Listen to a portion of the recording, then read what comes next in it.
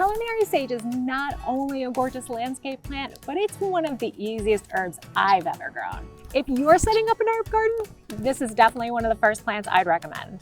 In this complete growing guide, I'll go over varieties, when, how, and where to plant, zones, fertilizing and watering, pruning, plus harvesting and drying tips. Hi guys, I'm April from Resprout. Like and subscribe for more garden tips and tutorials for my suburban front yard garden where I help you garden like a boss.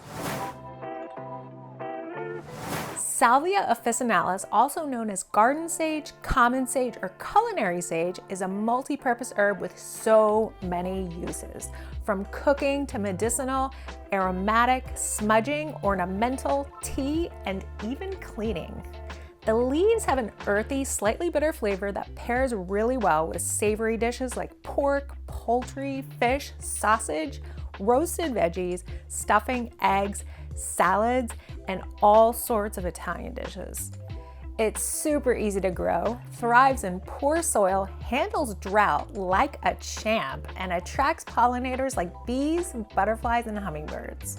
Really, just a great plant overall to add to your garden. Sage is a perennial that starts off with tender green stems, but by the second year, those stems turn woody. It's native to the warm Mediterranean. In warmer zones like US Zone 7 and up, like where I'm at, it can even stay evergreen. Sage is known to be a bit short-lived, so it's a good idea to replace it every few years. Depending on the variety, it can grow 1 to 3 feet tall and spread to 2 to 3 feet wide. This one is almost 2 years old and it started as a little starter plant. I'm a little afraid to see how much bigger it gets. From late spring to early summer, sage blooms with beautiful pink-purple flowers that put it into the ornamental plant category. The word sage is a little confusing because there are other plants called sage that are not garden sage, Salvia officinalis. Texas, Russian, and Mexican sage are all different ornamental varieties or species, and by most accounts, inedible. Then there's pineapple sage, clary sage, blue sage, and silver sage, which can all be used as herbs, but they're different species that taste different. Popular varieties of Salvia officinalis, garden sage, include purple, tricolor, Bergarten, Icterna, and Holt's Mammoth. Check out the description for links to these varieties and anything else I mentioned here today. And if you have a favorite variety, let us know in the comments.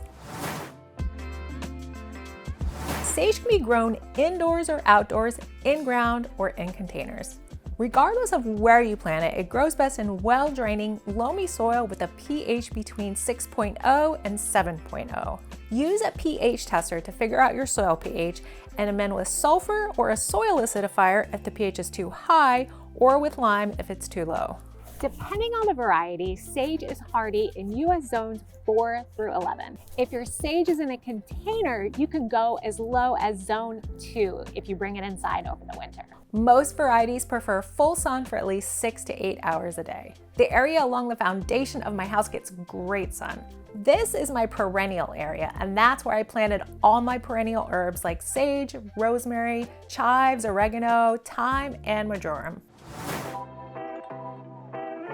The easiest way to plant sage is to buy an established plant. I bought mine. You can also start from cuttings, dividing a plant, layering, or seeds. But keep in mind that seeds can take up to several years to grow to a good size for harvesting. You'll want to space them about 2 to 2.5 feet apart, since that's how wide they might get. Not a rule I clearly followed myself. The best time to plant it is in the spring after the last frost, although sage can also be planted in early fall in warmer climates. And you can always get away with summer planting as long as you water well and minimize transplant shock by planting on a cloudy day and hardening it off. In the first year after planting, don't harvest or prune too aggressively. Sage is drought tolerant and typically requires about 1 inch of water per week. Where I live in the Northeast, that is literally how much rain I get on average.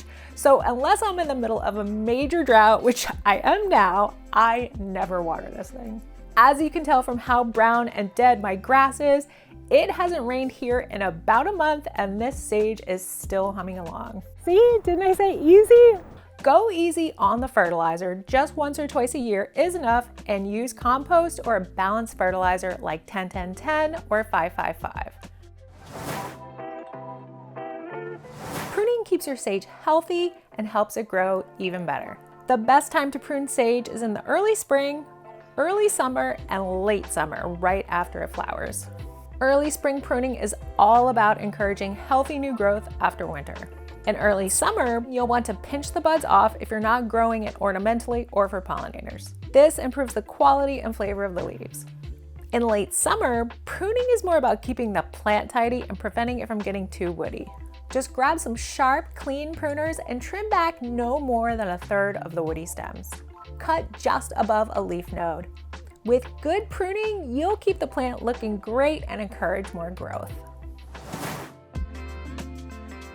Besides growing way more than I can eat, I personally have had 0 issues with sage. Sage is usually pretty tough, but every now and then it can get pests like aphids, slugs, spittlebugs, spider mites, or whiteflies. It might also deal with fungal diseases like powdery mildew or root rot if things are too moist. To keep your sage happy, make sure there's good airflow around it and avoid overwatering. If pests do show up, you can just give them a strong spray of water or use a bit of neem oil or insecticidal soap. The best time to harvest sage leaves is in the morning after the dew is dried, but before the sun gets too hot, since this is when the essential oils are most concentrated. The best time of year to harvest is during late spring to early summer, right before the plant starts flowering for the most flavor.